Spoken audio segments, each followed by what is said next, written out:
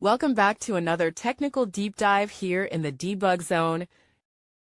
Today we're tackling a big question and breaking it down with insights from other users. Hopefully this clears up some misconceptions and helps you get the answer you need.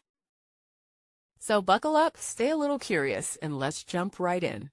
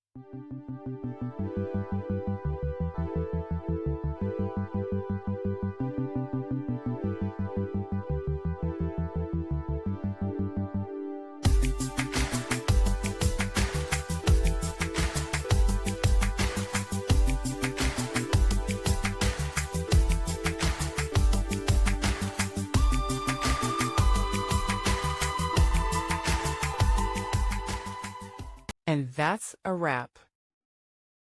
I hope you found the answer you were looking for. If you did, take a second to hit that subscribe button. It really helps out. And let me know in the comments which solution worked best for you. See you next time in the debug zone.